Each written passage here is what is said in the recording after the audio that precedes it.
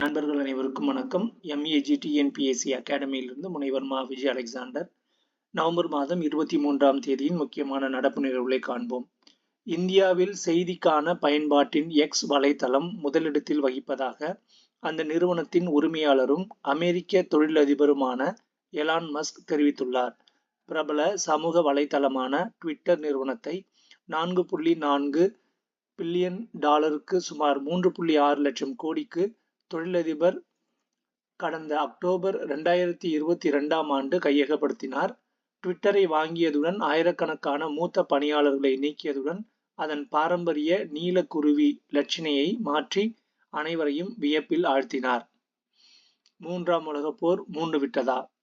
NATO இராணுவ கூட்டமைப்பில் இணைய விருப்பம் தெரிவித்த உக்ரைனுக்கு எதிராக ரஷ்யா 2022ஆம் ஆண்டு பிப்ரவரியில் போரை தொடங்கியது.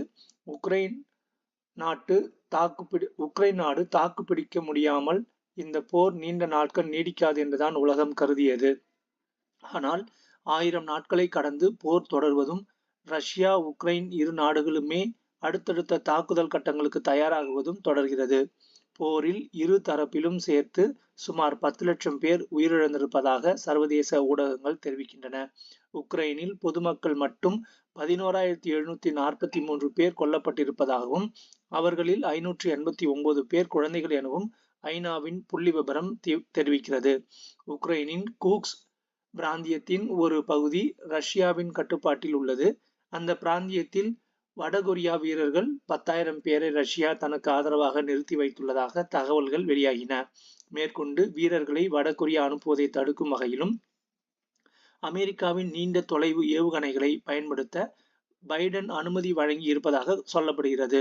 அமெரிக்காவின் அனுமதியை தொடர்ந்து தொலைதூர தாக்குதல் நடத்தும் அமெரிக்க தயாரிப்பு பாலிஸ்டிக் ஏவுகணைகளை ரஷ்யாவின் பிரையான்ஸ்க் பிராந்தியத்தை நோக்கி உக்ரைன் ஏவியதாக ரஷ்ய பாதுகாப்பு அமைச்சகம் தெரிவித்துள்ளது. இதனால் ஏற்பட்ட சேதம் குறித்த தகவல்கள் வெளியாகவில்லை என்றாலும் அதற்கு பதிலடியாக அணு ஆயுத தாக்குதல் எச்சரிக்கையை ரஷ்யா வெளியிட்டதுதான் உலக நாடுகளை பதற்றம் கொள்ள செய்திருக்கிறது. ஒரு அணு ஆயுத நாட்டின் உதவியுடன் அணு ஆயுதங்களை பயன்படுத்தாமல் பிற ஆயுதங்களை பயன்படுத்தி எந்த ஒரு நாடும் ரஷ்யா மீது தாக்குதல் மேற்கொண்டாலும் அந்த நாட்டுக்கு அணு ஆயுதம் மூலம் பதிலடி கொடுக்கப்படும் என்பதுதான் ரஷ்ய அதிபர் புதினின் எச்சரிக்கை. இதற்கேற்ப ரஷ்யாவின் அணு ஆயுத கொள்கையில் திருத்தம் கொண்டு வரப்பட்டிருக்கிறது. அடுத்த கட்டமாக உக்ரைனுக்கு உதவும் நாடுகள் மீதும் ரஷ்யா தாக்குதல் நடத்தும் என்றும் அறிவித்திருக்கிறது. நேட்டோ உறுப்பு நாட்டின் பாதுகாப்புக்கு ஆபத்து ஏற்படும் போது அந்த நாட்டுக்கு பிற நாடுகள் ஆயுத உதவிகளை அளிப்பது என்பதுதான் நேட்டோவின் அடிப்படை நோக்கம். நேட்டோவில் உறுப்பினர் ஆகாமலேயே உக்ரைனுக்கு கிட்டத்தட்ட அத்தகைய உதவிகளை அமெரிக்காவும் நேட்டோவின் பிற உறுப்பு நாடுகளும் வழங்கி வருகின்றன. ரஷ்யாவை தாக்கும் நாட்டுக்கு உதவும் நாடுகள் மீது தாக்குதல் நடத்தப்படும் என புதின் அறிவித்திருப்பது அமெரிக்காவுக்கு விடுக்கப்பட்டிருக்கும் மறைமுக எச்சரிக்கையாகும். ரஷ்யாவுக்கு எதிராக தாக்குதல் நடத்துவதற்கு அமெரிக்காவின் தொலைதூர ஏவுகணைகளை பயன்படுத்தலாம் என்று பைடன் அனுமதி அளித்திருப்பது போர் விரிவடைவதற்கு தான் வழிவகுக்கும் என்று ஜனவரியில் அதிபராக பதவியேற்க உள்ள டொனால்டு ட்ரம்ப் குடியரசுக் கட்சி தலைவர் விமர்சித்துள்ளார். தனது பதவி காலத்தில் இறுதி காலகட்டத்தில் அமெரிக்க அதிபர் இருக்கும்போது இது போன்ற முக்கியமான கொள்கை முடிவுகளை எடுக்கலாமா என்கிற கேள்வியும் எழுந்திருக்கிறது. ட்ரம்ப் பதவியேற்றதும் இந்த கொள்கை முடிவு ரத்து செய்யப்படலாம் என்கிற எதிர்பார்ப்பும் காணப்படுகிறது. கடந்த செப்டம்பரிலேயே அணு ஆயுத கொள்கையில் மாற்றம் கொண்டு வரப்படுவது குறித்த அறிவிப்பை புதின் வெளியிட்டார். இப்போது ரஷ்யாவின் அணு ஆயுத தாக்குதல் எச்சரிக்கை வெளியானதற்கு அதிபர் பைடன் தான் முக்கிய காரணம். போரை தணிக்க வேண்டிய அமெரிக்கா எரிகிற நெருப்பில் எண்ணெயை ஊற்றி இருக்கிறது. போரின் விளைவை எதிர்கொள்ளப் போவது உக்ரைன் மட்டுமல்ல, ஒட்டுமொத்த உலகமும் தான் என்பது வெட்ட வெளிச்சம் ஆகும். சத்தீஸ்கரின் சுக்மா மாவட்டத்தில் பாதுகாப்பு படையினருடன் நடந்த துப்பாக்கிச் சண்டையில் நக்சல் தீவிரவாதிகள் 10 பேர் சுட்டுக் கொல்லப்பட்டனர். சத்தீஸ்கரில் பஸ்தர், தண்டேவாடா, பிஜப்பூர், நாராயண்பூர், சுக்மா, கோண்டாகான், கான்கர் ஆகிய 7 மாவட்டங்களை உள்ளடக்கிய பஸ்தர் பகுதியில் அவ்வப்போது நக்சல்களுக்கு எதிரான அதிரடி நடவடிக்கையில் பாதுகாப்பு படையினர் ஈடுபடுகின்றனர். இதுவரை மேற்கொள்ளப்பட்ட நடவடிக்கைகளில் 207 நக்சல் தீவிரவாதிகள் சுட்டுக் கொல்லப்பட்டனர். 787 நக்சல் கைது செய்யப்பட்டுள்ளனர். 780க்கும் மேற்பட்ட நக்சல்கள் சரணடைந்துள்ளனர். 262 ஆயுதங்கள் பறிமுதல் செய்யப்பட்டன என்பது குறிப்பிடத்தக்கது. கயானா நாட்டின் நாடாளுமன்ற சிறப்பு அமர்வில் உரையாற்றிய பிரதமர் மோடி. வெளிநாட்டு நாடாளுமன்றத்தில் பிரதமர் மோடி உரை நிகழ்த்தியது இது 14வது முறையாகும். வெளிநாட்டு நாடாளுமன்றத்தில் அதிக முறை உரையாற்றிய இந்திய பிரதமர்கள் வரிசையில் மோடி தொடர்ந்து முதலிடத்தில் இருக்கிறார். அடுத்த இடத்தில் முன்னாள் பிரதமர் மன்மோகன் சிங் 7 முறை வெளிநாட்டு நாடாளுமன்றத்தில் பேசியுள்ளார். 3 நாடுகள் சுற்றுப்பயணத்தின் போது பல்வேறு நாடுகளின் தலைவர்களுக்கு இந்திய மாநிலங்களின் பாரம்பரிய கலை பொருட்களை பரிசீலித்தார். மகாராஷ்டிரத்தில் இருந்து 8, ஜம்மு காஷ்மீரில் இருந்து 5, ஆந்திரம் ராஜஸ்தானில் இருந்து தலா 3, ஜார்க்கண்டில் இருந்து 2, தமிழகம் கர்நாடகம் உத்தரப்பிரதேசம் பீகார் ஒடிசா லடாக்கில் இருந்து தலா 1 என்ற எண்ணிக்கையில் பாரம்பரிய கலை பொருட்கள் பரிசீலிக்கப்பட்டன. பிரான்ஸ் அதிபர் இமானுவேல் மேக்ரானுக்கு தஞ்சை ஓவியத்தை பிரதமர் பரிசீலித்தார். அவசர நிலை காலத்தில் நாடாளுமன்றத்தால் மேற்கொள்ளப்பட்ட அனைத்து நடவடிக்கைகளையும் செல்லாது என அறிவிக்க முடியாது என்று சோசியலிசம், மதசார்பற்ற மற்றும் ஒருமைப்பாடு ஆகிய வார்த்தைகளை அரசமைப்பு சட்ட முகவுரையில் இணைக்கப்படுவதற்கு எதிரான வழக்கு விசாரணையின் போது உச்சநீதிமன்றம் கூறியுள்ளது.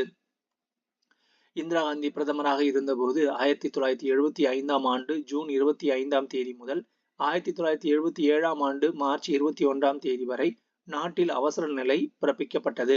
அவசர நிலையின் போது 1976ஆம் ஆண்டில் நாடாளுமன்றத்தில் 42வது அரசமைப்பு சட்ட திருத்தம் கொண்டு வரப்பட்டு அரசமைப்பு சட்ட முகவுரையில் இறையாண்மை, ஜனநாயக குடியரசு என்று இருந்ததற்கு பதிலாக சோசியலிசம், மதசார்பற்ற ஒருமைப்பாடு என்ற புதிதாக வார்த்தைகள் இணைக்கப்பட்டு மாற்றம் செய்யப்பட்டது.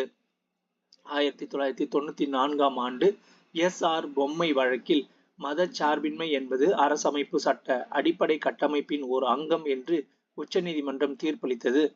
அரசமைப்பு சட்டத்தில் திருத்தம் மேற்கொள்வதற்கான அதிகாரத்தை நாடாளுமன்றத்திற்கு அரசமைப்பு சட்ட பிரிவு 368 வழங்குகிறது. இது அதன் முகவுரையில் திருத்தம் மேற்கொள்வதற்கும் பொருந்தும். ஏனெனில் முகவுரை என்பது அரசமைப்பு சட்டத்தின் ஒரு அங்கம். மணிப்பூர் மாநிலத்தில் கடந்த ஆண்டு மே மாதம் முதல் நடைபெற்று வரும் இன கலவரத்தில் 258 பேர் இதுவரை உயிரிழந்துள்ளதாக அந்த மாநில அரசின் பாதுகாப்பு ஆலோசகர் குல்தீப் சிங் தெரிவித்துள்ளார். காலிஸ்தான் பயங்கரவாதி ஹர்திக் சிங் நிஜார் கொலையில் இந்திய பிரதமர் மோடி, வெளியுறவுத்துறை அமைச்சர் S. ஜெய்சங்கர், தேசிய பாதுகாப்பு ஆலோசகர் அஜித் தோவல் ஆகியோருக்கு தொடர்புள்ளதாக வெளியான ஊடக செய்தியை கனடா அரசு திட்டவட்டமாக மறுத்துள்ளது. ஜம்மு காஷ்மீரில் இந்தியாவுக்கு எதிரான பிரிவினை வாசகங்கள் அச்சடிக்கப்பட்ட ₹30 கோடி நோட்டுகளை கடந்த 2013ஆம் ஆண்டில் ரிசர்வ் வங்கியின் ஜம்மு கிளை மாற்றிக் கொடுத்த விவகாரம் தொடர்பான பொதுநல மனு மீது பதிலளிக்க மத்திய அரசுக்கு உச்சநீதிமன்றம் கடைசி வாய்ப்பளித்து உத்தரவிட்டது. காஷ்மீர் கிராஃபிட்டி என்ற அந்த பிரிவினைவாத அமைப்பு இது குறித்த தகவலை தனது முகநூலில் வெளியிட்டதன் மூலம் இந்த விவகாரம் வெளிச்சத்துக்கு வந்தது. நாடாளுமன்றத்தில் தமிழகத்தின் நிதி உரிமையை வலியுறுத்துமாறு திமுக எம்பிக்களுக்கு அக்கட்சியின் தலைவரும் முதல்வருமான மு.க. ஸ்டாலின் அறிவுறுத்தியுள்ளார். மேலும் முதல்வர் குறிப்பிட்டதாவது: மறைமுக வரி வருவாயை எடுத்துக்கொண்டால் தமிழகம் கொடுக்கும் ₹1க்கு 29 காசுகள் மட்டுமே தமிழகத்துக்கு திரும்பி தரப்படுகிறது. GST சட்டத்தால் தமிழகத்துக்கு ஏற்படும் இழப்பீட்டை 2022 ஜூன் 30ஆம் தேதியுடன் நிறுத்திவிட்டால் தமிழகத்திற்கு ₹20,000 கோடி இழப்பு ஏற்பட்டுள்ளது. GST காரணமாக மாநிலங்களின் வருவாய் குறைந்து கொண்டிருக்கும் நேரத்தில் மத்திய அரசு மட்டும் தன் வருவாயை பெருக்கிக் கொள்ள செஸ் மற்றும் சர்சார்ஜ் விதிக்கிறது. தமிழகத்தில் மத்திய அரசு செயல்படுத்தும் திட்டங்களில் கூட பெரும்பான்மையான சுமையும் தமிழக அரசின் மீது தூக்கி வைக்கப்படுகிறது.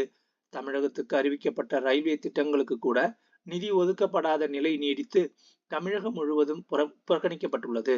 தமிழகத்தின் சட்டப்பூர்வ கடன் பெறும் உரிமையை மத்திய அரசு நிராகரித்து வருகிறது. ஜெனரிக் மருந்துகளையும் பிற மருந்துகளையும் குறைந்த விலையில் பொதுமக்களுக்கு கிடைக்க செய்யும் வகையில் முதல் கட்டமாக 1000 முதல்வர் மருந்தகங்கள் தொடங்கப்படும் என தமிழக அரசு அறிவித்திருக்கிறது. அதன்படி முதல்வர் மருந்தகம் அமைக்க விருப்பமுள்ள B.Pharm, D.Pharm சான்று பெற்றவர்கள் அல்லது அவர்களின் ஒப்புதலுடன் தமிழ்நாடு முழுவதும் பொதுமக்கள் பயன்பெறும் வகையில் முதல்வர் மருந்தகம் அமைக்க www.mudalvar-marundhagam.tn.go.government.in என்ற இணையதளம் மூலம் விண்ணப்பிக்கலாம். ஒருங்கிணைந்த நல்வாழ்வு மற்றும் காலநிலை மையம் அமைப்பதற்கு தமிழக அரசு ஆணை பிறப்பித்துள்ளது.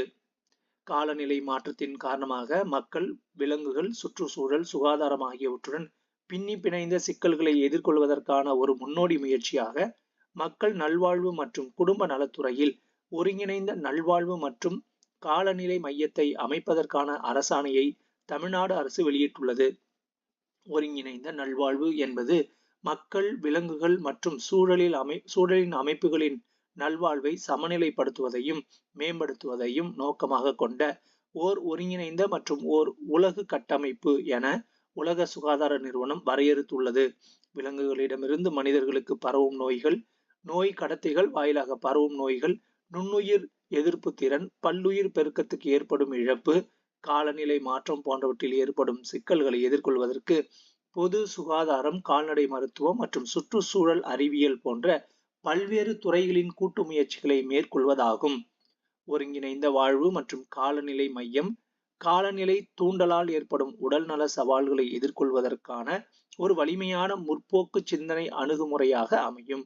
இது ஏற்படக்கூடிய சுகாதார கேடுகளை எதிர்கொள்வதற்கும் தமிழ்நாட்டை மேலும் ஆயத்தப்படுத்தும் நிலையான சுகாதார ஏற்பாட்டு முறைகளை ஊக்குவிக்கும். புதுமை, ஒத்துழைப்பு மற்றும் நடவடிக்கைகளை வளர்ப்பதன் மூலம் வாயிலாக இந்தியாவில் ஒருங்கிணைந்த நல்வாழ்வு மற்றும் காலநிலை உத்திகளுக்கு இந்த மையம் ஒரு முன்மாதிரியாக அமையும் என்று அதில் கூறப்பட்டுள்ளது. தமிழ்நாட்டில் வேலைவாய்ப்புகளை பெறுவதற்கான புதிய செயலி ஒன்றை மினி ஜாப்ஸ் என்ற பெயரில் matrimony.com அறிமுகப்படுத்தியுள்ளது. சென்னையில் ஆசிய கோப்பை கூடைப்பந்து தகுதி சுற்று ஆட்டம் நடைபெற்று வருகிறது. இந்தியாவிலேயே முதல் முறையாக சென்னையில் சர்வதேச அளவிலான ஆடவர் கூடைப்பந்து போட்டி நடத்தப்படுகிறது. சனாதன தர்ம வழக்கில் துணை முதல்வர் உதயநிதி ஸ்டாலின் தாக்கல் செய்த மனு மீதான விசாரணையை அடுத்த ஆண்டு பிப்ரவரிக்கு உச்சநீதிமன்றம் ஒத்திவைத்தது. தெலுங்கானாவில் காவல்துறையின் உளவாளிகள் என்று குற்றம் சாட்டி 2 கிராமவாசிகளை மாவோயிஸ்ட் தீவிரவாதிகள் கொலை செய்தனர். மறைந்த முன்னாள் குடியரசுத் தலைவர் அப்துல் கலாமின் செய்தி தொடர்பாளர், ஓய்வு பெற்ற இந்திய தகவல் சேவைகள் துறை அதிகாரியுமான S.M. கான் மறைவுக்கு பிரதமர் மோடி இரங்கல் தெரிவித்தார். பொதுமக்களுக்கு அப்துல் கலாம் ஆற்றிய சேவைகளை விளக்கும் விதமாக மக்களின் குடியரசுத் தலைவர் என்ற தலைப்பில் அவர் எழுதிய புத்தகத்தை பிரதமர் மோடி வெளியிட்டார். போர் குற்றச்சாட்டின் பேரில் இஸ்ரேல் பிரதமர் பெஞ்சமின் நேத்தன்யாகுவுக்கு எதிராக சர்வதேச குற்றவியல் நீதிமன்றம் பிறப்பித்துள்ள கைது உத்தரவை மீறி அவருக்கு ஹங்கேரி பிரதமர் விக்டர் ஆர்பின் அழைப்பு விடுத்துள்ளார். நன்றி.